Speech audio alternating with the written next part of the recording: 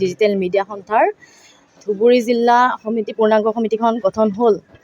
গতিকে মই সকলোকে আহ্বান জনাম যে অনাগত দিনত সকলোৱে যাতে নিৰ্ভীক আৰু নিৰপেক্ষতাৰে সকলে বাতৰি সম্প্ৰচাৰ কৰে, কোনো সাংবাদিকে যাতে ভুল পথে গতি নকৰে।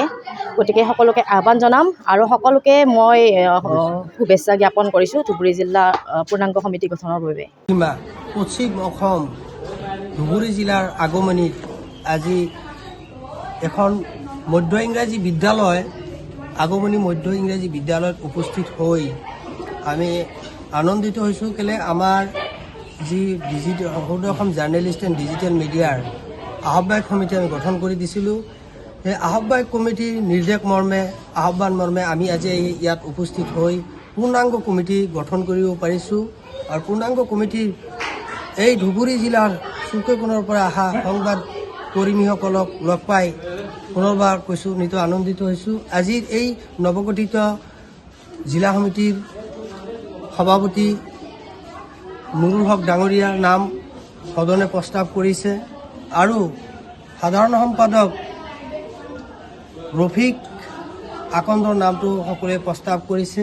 এই আজি যি গুৰু দায়িত্ব এই সংগঠনৰ সদৌ Assam journalist and digital media সন্থাৰ এই গুৰু দায়িত্ব আমি নুৰুল হক ডাঙৰীয়া আৰু ৰফিক আকন্দৰ হাতত অৰ্পণ কৰিছোঁ। আমি কেন্দ্ৰীয় সমিতিয়ে ইয়াত আহি বিভিন্নজনৰ সমাজকৰ্মী বুদ্ধিজীৱী বিভিন্ন ব্যক্তিসকলক সভাত লগ পাইছোঁ। বিভিন্ন ধৰণৰ আলোচনা হৈছে। মই আশা ৰাখিছোঁ যে অসমৰ ভিতৰত আমাৰ এই ধুবুৰী জিলা সমিতি নিতৌ সত্যতা নিষ্ঠতাৰে বজাই ৰাখি সততাৰ সৈতে যাতে তেওঁলোকে নিউজ সংগ্ৰহ কৰে আৰু তেওঁলোকে কাম কৰি আগবাঢ়ি যায় আৰু জিলা সমিতিখনৰ যাতে তেওঁলোকে সুনাম অৰ্জন কৰে অসমৰ ভিতৰত।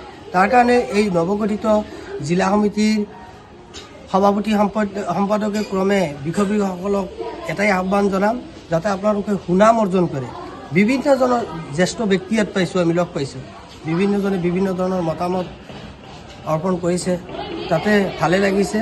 মই এটাই আহ্বান জনাইছোঁ আৰু কোনো ধৰণৰ যি দুষ্কৃতিকাৰী আৰু দুষ্কৃতিকাৰীৰ কথাও মই কৈছোঁ, কোনো দুষ্কৃতিকাৰীৰ কবলত পৰিব নালাগে। কোনোবা লোভীয়া সাংবাদিক টকাৰ লোভত দৌৰি থাকে, নিজকে ডাঙৰ সাংবাদিক বুলি প্ৰচাৰ কৰে, সেই ধৰণৰ সাংবাদিক যাতে আমাৰ সদৌ অসম জাৰ্নেলিষ্ট এণ্ড ডিজিটেল মিডিয়াত অন্তৰ্ভুক্ত কৰা নহয়।